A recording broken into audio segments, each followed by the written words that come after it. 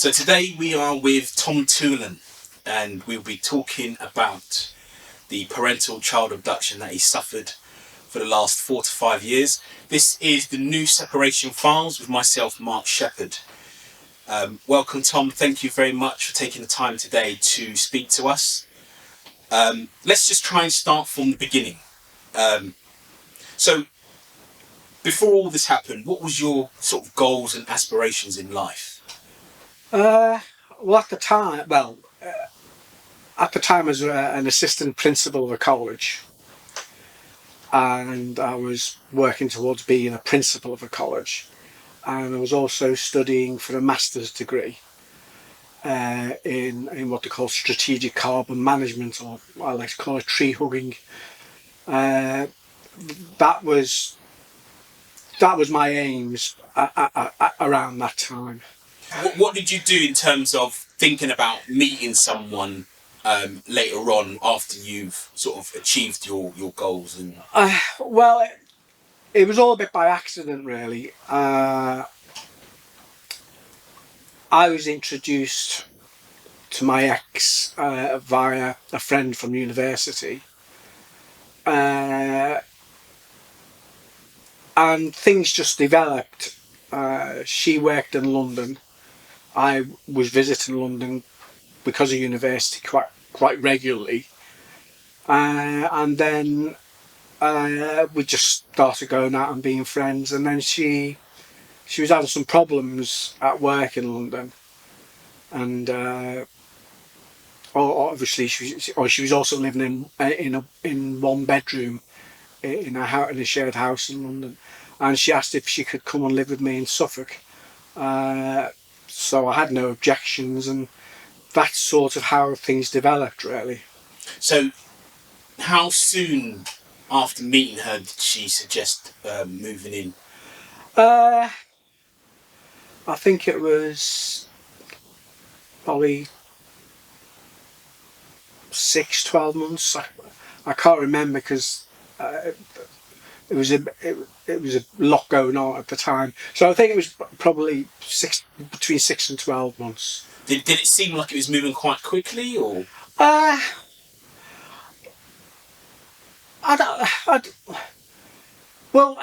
It wasn't that quickly that I objected that much, clearly. I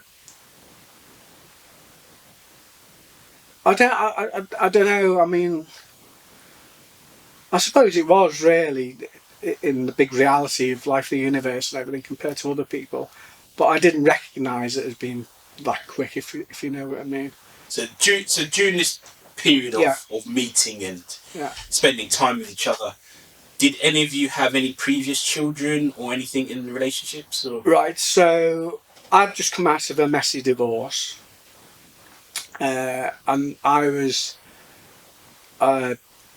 because at the same time as the divorce, I lost my job, and I lost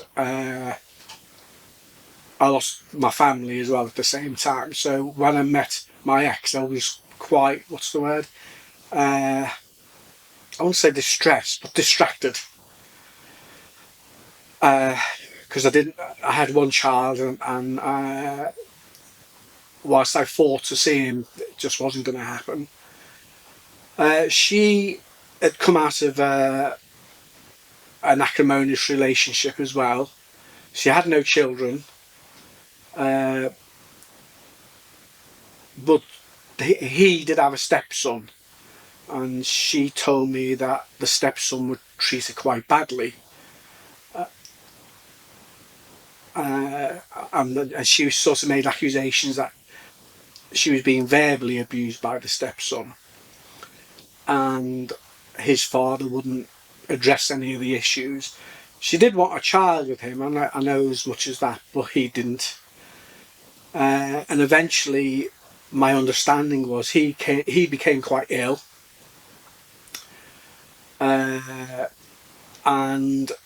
they split up. I'm not quite sure at what point, but there were issues with the tax man, because they were both self-employed, they had their own company, and there was a lot of messy stuff going on in terms of financial terms. So they went their own separate ways. And when I got with her, I was also helping her sort out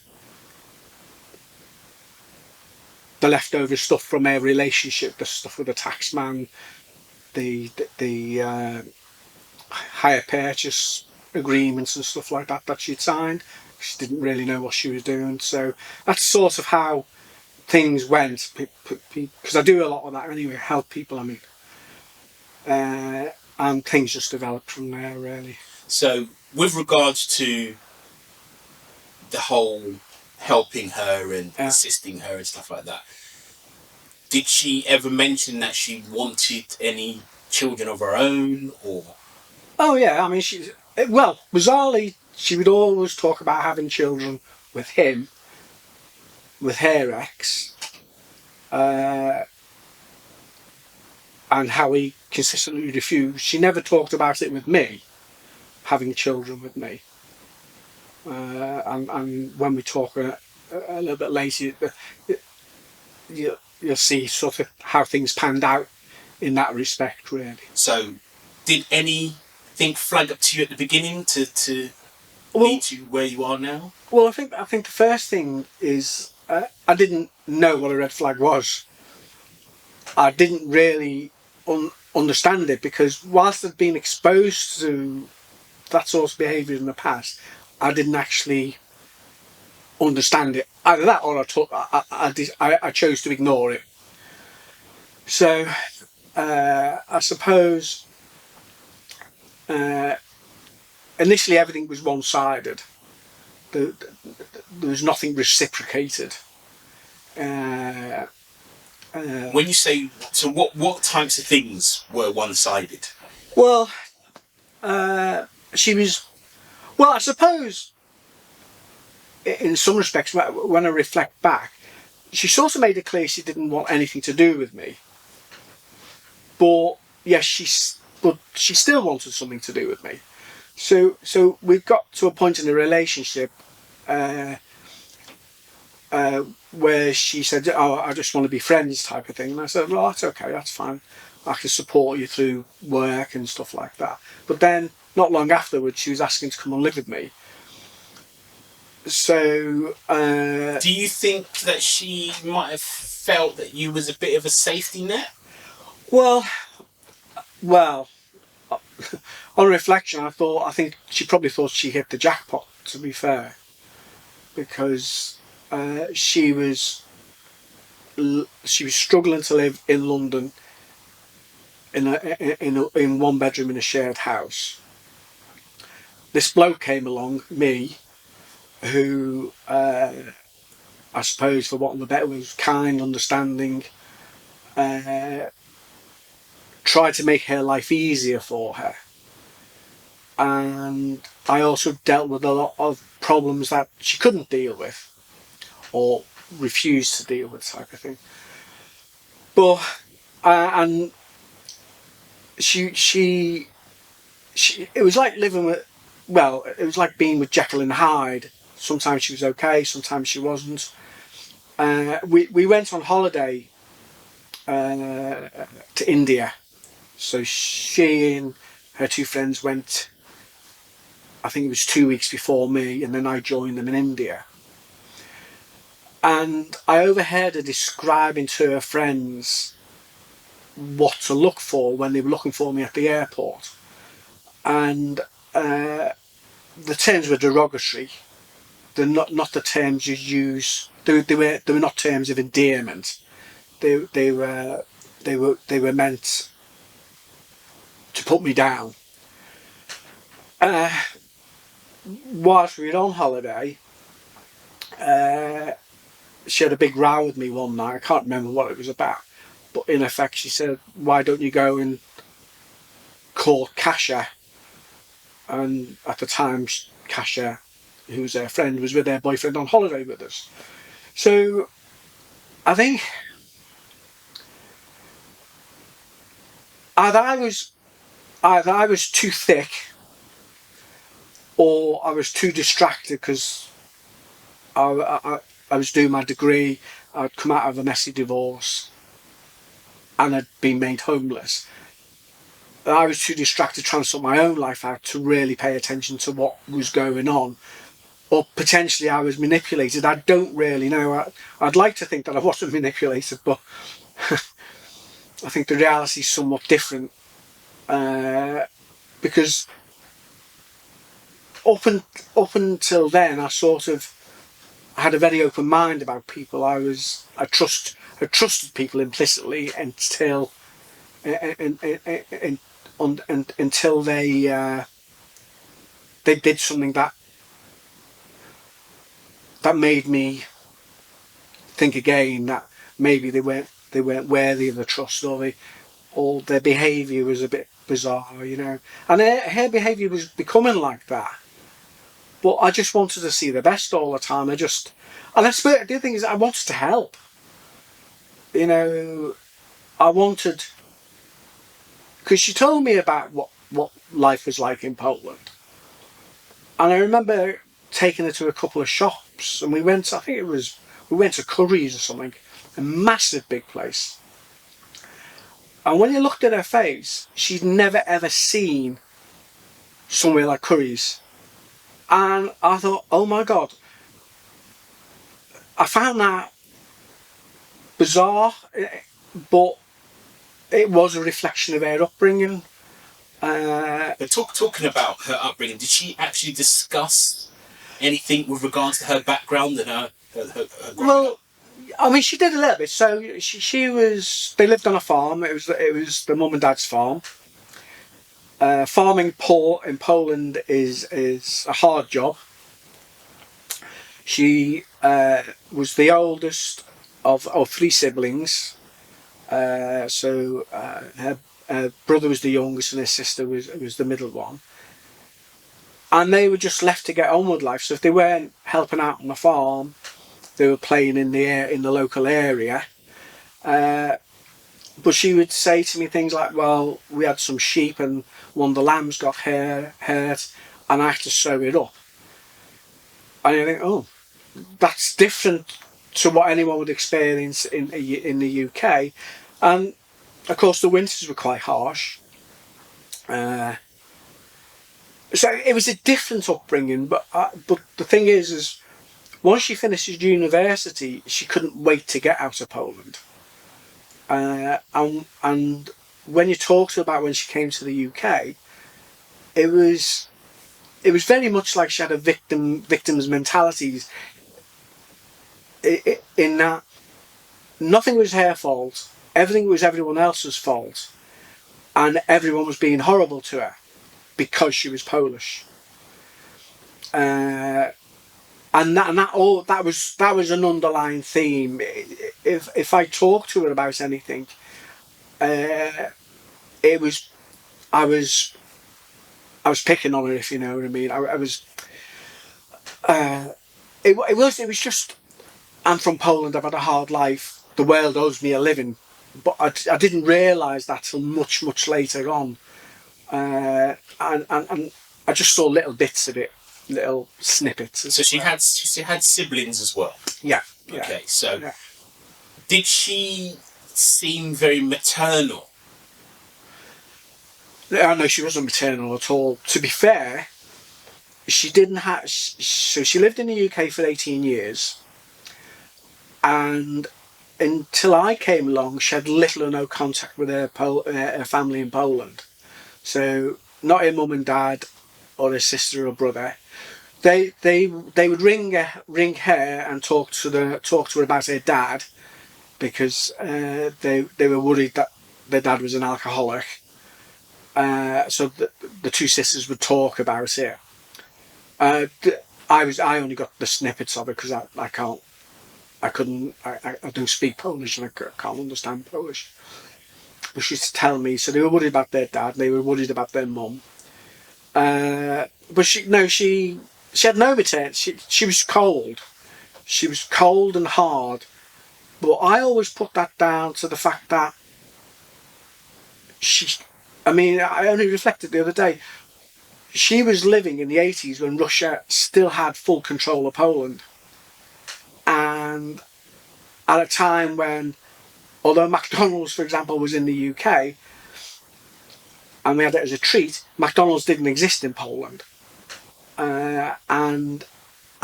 it's hard to imagine what it would be like living in that regime.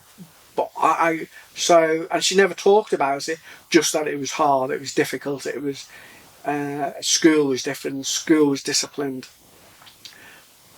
She fought with her siblings. But as the sort of friendship stroke relationship developed, did she talk much about the family, or did you ever meet her family? Oh, I met her family because when we got together, I know. So when we first got together, she started talking to her family again. After Rhian was born, then she wanted to go to Poland a bit more with Rhian as a baby. And to be fair, Rhian was christened in Poland. So, and we went once before Rhian was born. So yes, I did meet the family. I couldn't talk to them much because none of them spoke English. I eventually met the brother who speaks very good English, and they seemed like, I don't know, a normal family. How was you received by the family? I was received. That I was welcomed. Yeah, I was welcomed into the family. I think they struggled probably with me a little bit because I'm quite a quiet person, and I'm okay in my own company. But yeah, I did my best to talk to them, certainly because the children could speak English, her sister's children. So the family, I only became evil after we split up, really. Yeah. So when was the decision made about having Rhian? Well, there wasn't a decision about Rhian, really. Rhian was an accident. An accident out of two people being irresponsible, really. But having said that, she was the most wonderful little girl in my life, and from that moment on I devoted my life to looking after Rhian. So no, it wasn't discussed. When she found out she was pregnant, she, unhappy would be an understatement. She was beside herself. She just started her business because I helped her set her business up, the website, cars, and she wanted to do her business. So when she found out she was pregnant, she just mortified, really. Became very, very aggressive. Started telling me that when the baby was born that she was going back to work and I would look after it.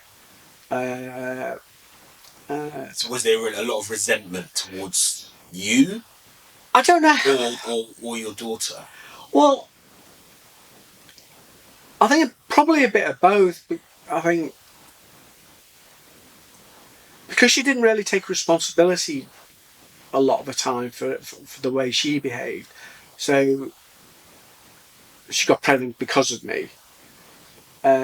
She was having this baby because she was a Catholic. Abortion wasn't an option for her. Not that I would want the baby aborted anyway, because that's just not how I am.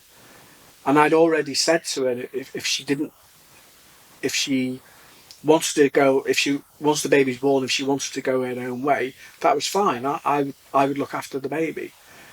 And while she didn't go her own way in one sense, she did in another sense, in that after 2 weeks she went back to work. And I looked after the baby full time, after Rhian full time. Are you religious? Is she religious? She's Catholic. Well, she said she was a devout Catholic, but she was a devout Catholic when it suited her. I'm not religious. My dad was brought up in a religious setting. He actually went to school in a convent. or a school run by nuns. And he had an awful time. And whilst I don't want to put my views on here, you can have values and not be religious, and those values can be of a higher, I don't know what's the word, ethically and morally higher than that promoted by Christianity. So when it came to Rhiann being christened, Yeah. how did that work then? Well, so I respected the fact that she was a Catholic, and her family were. Because Rhiann was living in the UK and lived with me, she was going over there to have a symbolic baptism. Whether Rhiann would be raised as a Catholic was up for debate, I suppose, because when we had Rhiann and we were in the UK, we never ever went to church ever for anything. So I saw, but she did want Rhiann christened in Poland, and I had no objection. I mean, everyone has something they want to believe in, and who am I to say no, that's right, or no, that's wrong? And if people are exposed to a wide range of experiences, they'll make their own mind up, like I did, really. So I had no objections to that.